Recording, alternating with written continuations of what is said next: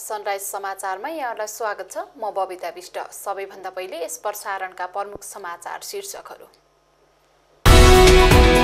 पाल्पामा कार्तिक 25 देखि जनगणना गर्न 378 गडक खटिने। बेस नेपाल पाल्पाको आयोजना माथागढी गाउँपालिका र हेफर प्रोजेक्ट नेपालको आर्थिक सहयोगमा 3 दिने हेफर आधारशिला तालिम आइतबार सम्पन्न।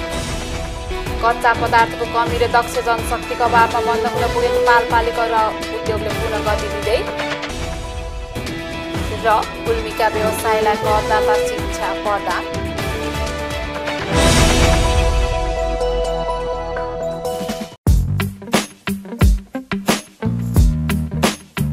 Darjeeling tailors and shirting shooting.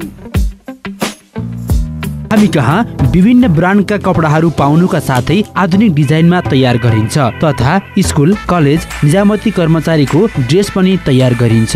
3 piece coat सिलाउँदा कोट कभर टाई सर्ट फ्रीमा।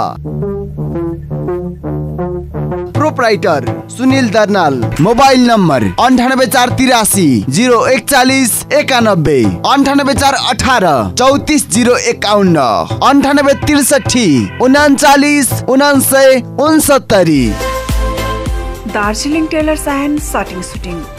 हामी कहाँ होम डेलिभरीको पनि व्यवस्था छ। तपाईको सन्तुष्टि नै हाम्रो चाहना। Darjeeling tailors and shirting suiting, Silkhan Tol, Tansen, Palpa.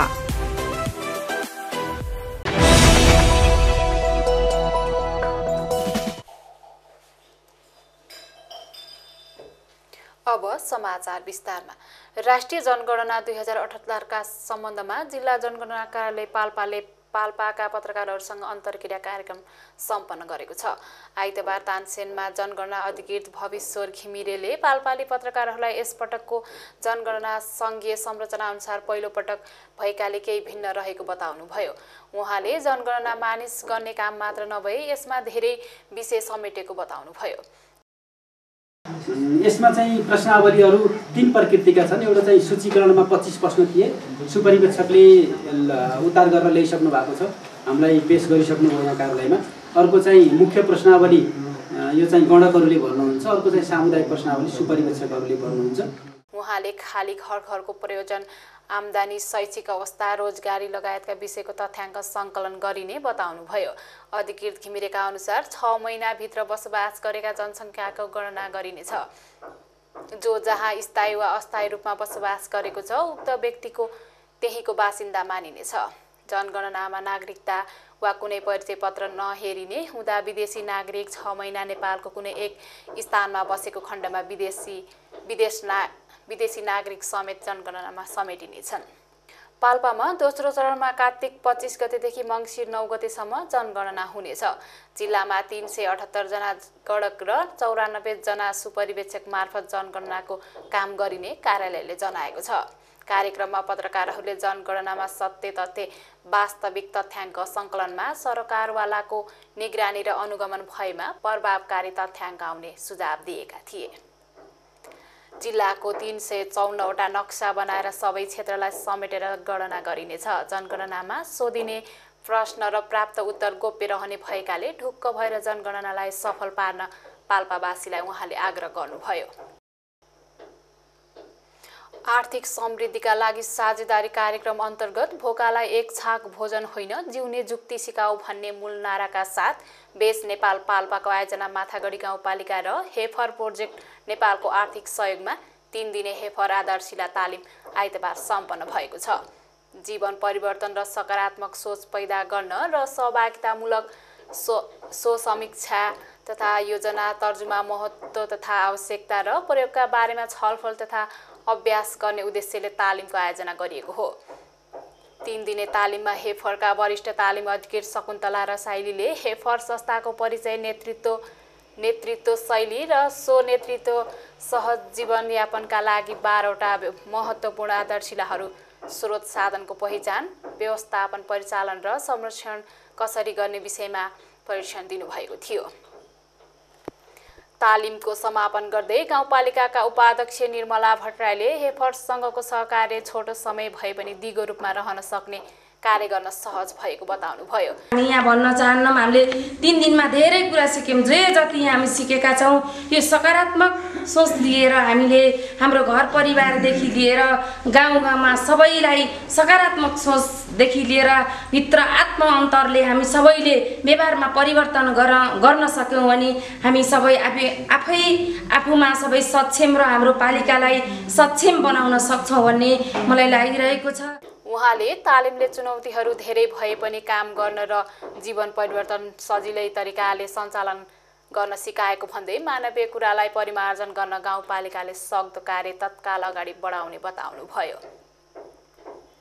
तालिममा सहभागी माया बस्याल र नित्यनन्द खनालले सकारात्मक सर्वाङ्गीन विकासका लागि हेफरको आधारशिला तालिमको टुल्स अत्यन्तै प्रभावकारी भएकाले यसको माग सबैतिर बढिरहेको र तालिमबाट सिकेका कुराले आफू परिवर्तन हुँदै आफ्ना गाउँठाउँमा सकारात्मक परिवर्तनका लागि महत्त्वपूर्ण भूमिका निर्वाह गर्न सहभागीहरूबीच आशा पलाएको बताउनुभयो। पाल्पाको तानसेनमा उत्पादित छुर्पी अमेरिका निर्यात हुँदै आएको छ। गाईको दुधको माग न्यून हुँदा खपतमा समस्या भएपछि सहकारी तथा निजी डेरी छुर्पी उत्पादनमा आकर्षित भएका हुन्। गाईको दुधबाट उत्पादित वार्षिक 10 मेट्रिक टन छुर्पी निर्यात हुने गरेको छ। एक रिपोर्ट। उत्पादित छुर्पी पोखरा काठमाडौँ हुँदै अमेरिका निर्यात हुँदै आएको भेटेनरी अस्पताल तथा पशु सेवा विज्ञ केन्द्रका प्रमुख डाक्टर चन्द्रबहादुर राणाले बताउनुभयो। अमेरिकामा कुकुरलाई आहारका रूपमा खुवाउने गरिएकाले उत्पादित छुर्पी काठमाडौँमा सङ्कलन गरी अमेरिका पठाउने गरिएको उहाँको भनाइ छ। यो छुर्पीको सवालमा यो गाईको दुध विशेष गरेर बजारमा बिक्री कम भएको, भैँसीको माग भएको हुनाले किसानहरूले सहकारी मार्फत र निजी डेरी मार्फत अब छुर्पी उत्पादन गर्नुभएको छ। छुर्पी चाहिँ वार्षिक सरदर हाम्रो चाहिँ 8-10 मेट्रिक टन चाहिँ छुर्पी चाहिँ बाहिर निकासी हुने गरेको छ वार्षिक। पाल्पा पछिल्लो वर्ष व्यावसायिक रूपमा पशुपालनसँगै दूध र मासुमा आत्मनिर्भर बनेको छ। जिल्लामा उत्पादित भैँसीको दुधको खपत सहज रूपमा हुँदै आएको छ, तर गाईको दुधको माग न्यून हुँदा खपतमा समस्या भएपछि सहकारी तथा निजी डेरी छुर्पी उत्पादनमा आकर्षित भएका हुन्। तानसेन नगरपालिकाको बस पार्कका टीकाराम खडालले विक्रमसम्म 2052 सालमा 3 लिटर दुध बोकेर डेरीमा ल्याउनुहुन्थ्यो। उत्पादित दुधले उचित मूल्य नपाउँदा बजारको समस्याले हैरानी हुनुभएका उहाँ छुर्पीका निम्ति प्रख्यात इलाममा पुगी छुर्पी उत्पादन गर्न सिकेको बताउनुहुन्छ। दैनिक 55 देखि 60 हजार बराबरको हामीले छुर्पी निकासी गर्छौँ र हाम्रो यसको मेन लक्ष्य भनेको किसानले उत्पादन गरेर दुधको कसरी खपत गर्ने र उपभोक्तालाई चाहिने दुध, दही, पनिरबाट बाँकी रहेको दुधको छुर्पीमा परिणत गरी किसानको मिल्क क्वालिटीबाट वञ्चित बनाउने हाम्रो सिद्धान्त र यसमा जसरी हाम्रो लागत मूल्यदेखि त्यति पर्छ त्यसको मूल्य त छैन, तर किसानले मिल्क क्वालिटी बेर्नु परेको छैन। गोरसघरले अहिलेसम्म किसानलाई समयमा भुक्तानी र किसानको पाउनुपर्ने उचित मूल्य प्रदान गर्दै आइरहेको छ। स्थानीय स्तरमा उत्पादित गाईको दुध खपत गर्न कृषक खरालले विक्रमसम्म 2076 देखि तानसेन नगरपालिका 7 काजीपौवा गोरसघर तथा जय किसान डेरी स्थापना गर्नुभएको र भेटेनरी अस्पताल तथा पशु सेवा विज्ञ केन्द्र सहयोगमा यहाँबाट चीज तथा छुर्पी उद्योगमा दुधजन्य परिकार उत्पादन हुँदै आएको छ। छुर्पी उद्योगका सञ्चालक खरालका अनुसार पहिला दुध बिक्री गर्न समस्या हुँदै आएको र दुध बिक्री हुन छाडेपछि आफैले दुध बोकेर फिर्ता ल्याउनु पर्ने बाध्यता थियो। त्यसपछि दुध डेरी सञ्चालन गरी ताजा र स्वच्छ दुध खुवाउन थालिएको उहाँको भनाइ छ। खरालले स्थानीय स्तरमा दुधको खपत हुँदा राम्रो मूल्य पाउने भएकाले दुधको विविधीकरण गर्न सुरुवात गर्नुभएको हो। उत्पादित दुध सहज रूपमा खपत गर्न जिल्लाका अन्य स्थानमा पनि छुर्पी उत्पादन हुन थालेको छ। छुर्पी खाउँ सुर्ती हटाउँ भन्ने अभियानका साथ सञ्चालित उद्योगले अहिले स्वदेशमै आम्दानीसँगै स्थानीय स्तरमा रोजगारीका अवसर सिर्जना गरेको छ। दुधलाई प्रशोधन गरी छुर्पी उत्पादन गरिन्छ। यहाँबाट दैनिक 55,000 छुर्पी जिल्ला बाहिर निर्यात हुन्छ। उपभोक्तालाई चाहिने दुध, दही र पनिरबाट बाँकी रहेको दुधबाट छुर्पी उत्पादन गरी किसानलाई मिल्क होलिडेबाट वञ्चित गराउने गरिएको सञ्चालक खरालले बताउनुभयो। दुधको विविधीकरण गर्न थप जनशक्ति आवश्यक पर्ने भएकाले छुर्पी उद्योगमा 20 भन्दा बढी युवाले रोजगारी पाएका छन्। उक्त उद्योगले न्यूनतम रु 13,000 देखि 27,000 सम्म आम्दानी गर्न सफल बनेको जिल्ला भेटेरिनरी अस्पताल तथा पशु सेवा विज्ञ केन्द्रले जनाएको छ। पाल्पा रैनादेवी छहरा गाउँपालिका 4 छहराका नारायण बहादुर रायमाझी सन् 2013 मा विदेशबाट फर्कनुभयो। स्वदेश फर्केपछि लामो समय बेरोजगार हुनुभएका उहाँ जिल्लाभित्र छुर्पी उद्योगमा काम पाउनुभयो। स्वदेशमै काम पाएपछि रायमाझीले विदेश फर्किने मन गर्नुभएको छैन। उक्त उद्योगमा उहाँ चाहिँ विदेशबाट फर्केका अन्य युवाले पनि रोजगारी पाएका छन्। उनीहरू आफूहरू स्थानीय स्तरमै रोजगारी पाएपछि खुसी भएको बताउँछन्। फर्केको 2013 मा फर्किया हो हैन। अब स्वदेशमै केही अब हल्का फुल्का अब हुन्छ भने अब विदेशमा जानु खालि राम्रो लाग्यो मलाई पनि हैन। दुःख पनि 4-5 वर्ष दुःख गऱ्यो। अब यो बुढासरलाई अब सम्झेर काम गरिरहेको छोरी पनि बनाउने हैन। यहाँ ठिकै लाग्छ जस्तो लाग्छ। दुधको नयाँ परिकार उत्पादनसँगै स्थानीय स्तरमा रोजगारीका अवसर सिर्जना भएको छ। पाल्पाको तानसेन र रामपुर नगरपालिकाभित्र सञ्चालित छुर्पी उद्योगबाट 3,000 किसान लाभान्वित भएका छन्। कच्चा पदार्थको कमी र दक्ष जनशक्तिको अभावमा बन्द हुन पुगेको पाल्पाली करुवा उद्योगले पुनः गति लिन थालेको छ। पाल्पाको पहिचानसँग जोडिएको करुवाको जगेर्नामा स्थानीय तह र निजी क्षेत्रले पनि चासो लिन थालेपछि पाल्पाली करुवाले अहिले पुनर्जीवन पाएको हो। यति बेला सिप र प्रोत्साहनको अभावले करुवा उत्पादनमा आकर्षित हुन नसकेका युवा पुस्ता पनि करुवाको उत्पादनमा सक्रिय भएका छन्। एक रिपोर्ट। 3 पुस्ता अघिदेखि उत्पादन हुँदै आएको पाल्पाली उत्पादनका लागि आवश्यक ज्ञान सिप र सहयोग पाएपछि नयाँ पुस्ता करुवा उत्पादनमा काम गर्न थालेका हुन्। कोरोनाका कारण रोजगारी गुमाएका र सिपको अभावमा बेरोजगार बनेका युवाहरू करुवा बनाउने तालिम पाएसँगै करुवा उत्पादनमा सक्रिय भएका छन्। तालिम लिएपछि युवा पुस्ता पनि पाल्पाली ब्रान्ड बनेको पाल्पाली करुवा बनाउन कसिएका छन्। करुवा बनाउन सिप सिक्न र उद्योग सञ्चालन गर्न इच्छुक व्यक्तिलाई छनौट गरेर 3 महिनाको करुवा बनाउने तालिम दिएको थियो। तालिमपछि केहीले व्यक्तिगत र केहीले सामूहिक रूपमा करुवा उत्पादन थालेका छन्। लोप हुने अवस्थामा रहेको र पाल्पाको पहिचानसँग जोडिएको करुवाले अब भने इतिहास जोगाउने अपेक्षा गरिएको छ। करुवा भन्ने कुरा आउँथ्यो तर त्यो करुवा सुस्त लुप्त हुन लागेको थियो। यहाँ धेरै जसो करुवा बनाउनेहरू पलायन कस्ने कोहीले पेसा छोड्ने भइरहेको थियो र यसलाई पनि युवाहरूसँग जोडेर हामीले चाहिँ करुवालाई रिभाइभ गर्नु पर्यो भनेर हामीले विभिन्न ठाउँहरूमा चाहिँ सम्पर्क गरेर हामीले ट्रेनिङ दियौँ र अहिले त्यो हामीबाट ट्रेनिङ पाएका युवाहरूले करुवा उत्पादन सुरु भइरहेको छ र हामीलाई के आशा पलाएको छ भने तानसेनको पहिचान अब गुम्ने छैन। नगुम्ने मात्रै होइन एउटा व्यावसायिक रूपले अगाडि बढ्नेछ र यसले पहिचान कायम गर्नेछ भन्ने कुरामा हामी विश्वास लागेको छ। तानसेन नगरपालिका संयुक्त राष्ट्रसङ्घीय विकास कार्यक्रम UNDP र ग्रामीण आर्थिक विकास सङ्घ रेडाले संयुक्त रूपमा युवालाई स्वरोजगार बनाउन सहयोग गरेका छन्। करुवाको तालिम लिएका र उद्योग तथा व्यवसाय सञ्चालन गर्न चाहने युवालाई नेपाल बैंक सङ्घको सहकार्यमा सहुलियतमा लगानी भइरहेको तानसेन नगरपालिकाले जनाएको छ। सीमित केही परिवारमा मात्र रहेको करुवा उत्पादन सिप अब भने इच्छा राख्ने सबैको पहुँचमा पुगेको छ।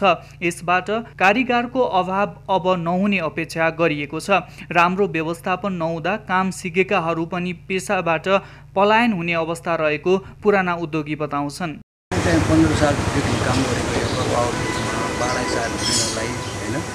त्यहाँबाट मैले चाहिँ यो 2037 सालमा करुवाको लोप हुन लाएर ट्रेनिङ दिएँ 10 जन परीक्षार्थीलाई। बिचैमा अरू यहाँको मान्छेहरूले बिगारेर अहिले पछि अस्ति पनि ट्रेनिङ दिएको थियो त्यो बेकार ट्रेनिङ काम सिकायो अन्त जाने। तालिमपछि करुवा उद्योग सञ्चालन गरेका युवाहरूले वार्षिक 18 लाखसम्म आम्दानी गर्ने दाबी गरेका छन्। कच्चा पदार्थ र जनशक्तिको अभावमा पाल्पामा पोखरेली तथा भारतीय करुवा बिक्री भइरहेका थिए। यसबाट पाल्पाको इतिहास ओझेलमा परेको थियो। पुराना सिप जोगाएर आन्तरिक तथा बाहिरी पर्यटन प्रबन्धन गर्ने र व्यक्तिलाई उद्यमशील बनाउने नगरपालिकाको लक्ष्य रहेको छ। यसले एकातर्फ पुरानो उत्पादनलाई व्यावसायिक बनाउन सहयोग गर्ने र अर्कोतर्फ स्वरोजगार बन्न सहयोग पुग्ने देखिन्छ। तर यसका लागि दिगो व्यवस्थापन र नियमनको जरुरी छ। गुल्मी जिल्लाको सदरमुकाम तमघासका व्यवसायीलाई कर शिक्षा प्रदान गरिएको छ। कर शिक्षाबारे जानकारी नहुँदा विभिन्न व्यवसाय गर्ने व्यवसायीलाई समस्या झेल्नुपर्ने बाध्यता, त्यसलाई मध्यनजर राखेर कर शिक्षा, करको दायरा, नीति, छुटको व्यवस्था, व्यवसाय कर लगायतका बारेमा जानकारी गराइएको हो। गुल्मीबाट अजय खड्काको एक रिपोर्ट। गुल्मी जिल्ला सदरमुकाम तमघासमा आन्तरिक राजस्व कार्यालय बुटवलको आयोजना र गुल्मी उद्योग वाणिज्य संघको समन्वयमा तमघासका व्यापारीहरूलाई कर शिक्षा प्रदान गरिएको हो। आन्तरिक राजस्व कार्यालय बुटवलका कर अधिकृत सागर पोखरेलले व्यवसायीहरूले हिसाब किताब कसरी राख्ने, दर्ता बिना व्यवसाय सञ्चालन गर्दा हुने कारबाही, मिचम्याचको समस्या, कर कसरी तिर्ने, कहिले तिर्ने, भ्याटको काम गर्दा ध्यान दिनुपर्ने विषय, व्यवसायलाई पर्ने समस्या र कर सम्बन्धी विभिन्न जानकारी गराउनु भएको थियो। कार्यक्रममा व्यवसायीहरूले कर सम्बन्धी विभिन्न जिज्ञासा समेत राखेका थिए। फाइन तिरे चढ्ने, नतिरे रसिद लगाएर यो निदान लेखेर लगाएपछि सिस्टममा नचढ्ने के किन भएको यस्तो बुझाउ कि भनेर बेचेको। अब हामीले आधारले कसरी राख्ने हिसाब किताब भन्नतिर मैले त्यति बुझाइदिन हुनु मैले अनुरोध गर्छु। समस्या के भइरहेछ भने व्यापार उसको वर्षको 50 लाखको छ, तर उसको बिल एक्ज्याक्ट बिल उसको भ्याट बिल आउने भनेको 10-12 लाखको मात्र। अब उसले के गर्ने, उसले कसरी तिर्ने कर, उसको समस्या ठुलो छ। व्यवसायीहरूले राखेको जिज्ञासामा आन्तरिक राजस्व कार्यालय बुटवलका प्रमुख कर अधिकृत ध्रुव पाण्डेले व्यवसायीहरूलाई आफूले गरेको व्यवसायको हिसाब किताब चुस्त दुरुस्त राख्न आग्रह गर्नुभयो। व्यवसायीहरूलाई जरिमाना तिराउनु भन्दा पनि कर सम्बन्धी सचेतना दिनु प्राथमिकता रहेकोले आफ्नो व्यवसायको कर अधिकृत स्वयं आफै रहेको पाण्डेको भनाइ छ। वैधानिकता नभइकन मैले इन्ट्री गर्न मिल्दैन। आज उहाँले के भन्नुहुन्छ, हाम्रो कार्यालय दोषी छ, कार्यालयले इन्ट्री गर्दैन, राख्दैन, मेरो चाहिँ भयो। तर एक कपी उहाँले राख्ने त आयोजना पेश गरिसकेपछि एक कपी त हामीले पनि राख्नु पर्यो, त्यसको सरकारी डकुमेन्ट त राख्नु पर्यो नि, परेन। कार्यालयले मैले गल्ती गर्छु, अहिलेसम्म सरकारी निकायले विश्वास गर्नुहुन्न भनेको अर्थ आफूले त डकुमेन्ट राख्नु पर्यो नि त कार्यालयले। व्यवसायलाई कर सम्बन्धी उचित ज्ञान नहुँदा धेरै समस्या पर्ने भएकाले कर शिक्षाले त्यसको अन्त्य गर्ने गुल्मीका प्रमुख जिल्ला अधिकारी पुण्य विक्रम पौडेलले बताउनुभयो। सबै पेसा व्यवसायहरू माथि उठेपछि मात्रै मुलुकको विकास हुन्छ भन्ने मान्यता राख्दछ। त्यसैले उद्योग व्यापारको क्षेत्र यो मुलुकको अर्थतन्त्रको मेजर हिस्सा चाहिँ ओगट्ने क्षेत्र जुन छ उद्योग व्यापार र सेवा क्षेत्र, यसको पनि उत्तिकै विकास हुनुपर्छ। यसको विकासमा पनि उत्तिकै हामीले भूमिका खेल्नुपर्छ। आफ्नो व्यवसाय गर्दा दर्ता नवीकरणदेखि राजस्व सम्बन्धी ज्ञान पनि हुनुपर्नेमा रेसुङ्गा नगरपालिका उपप्रमुख सीता भण्डारीले जोड दिनुभयो। व्यवसायलाई घरेलु तथा साना उद्योग कार्यालय गुल्मीका व्यवसायीहरूलाई घरेलु तथा साना उद्योग कार्यालय गुल्मीका प्रमुख लक्ष्मण घिमिरेले व्यवसाय दर्ता नवीकरण र अनुगमनको बारेमा जानकारी गराउनुभयो। जिल्लाका व्यवसायीहरूलाई कर तिर्न पाल्पा बुटवल जानुपर्ने बाध्यता थियो, तर अहिले भने तमघासमै करदाता सेवा कार्यालय स्थापना भएको छ। समाचारको अन्त्यमा यस प्रसारणका प्रमुख समाचार शीर्षकहरू। पाल्पामा कार्तिक 25 देखि जनगणना गर्न 378 गडक खटिने। बेस नेपाल पाल्पाको आयोजना माखागढी गाउँपालिका र हेफर प्रोजेक्ट नेपालको आर्थिक सहयोगमा 3 दिने हेफर आधारशिला तालिम आइतबार सम्पन्न। कच्चा पदार्थको कमी र दक्ष जनशक्तिको अभावमा बन्द हुन पुगेको पाल्पालिका र उद्योगले पुनः गति दिँदै र गुल्मीका व्यवसायलाई करदाता शिक्षा प्रदान।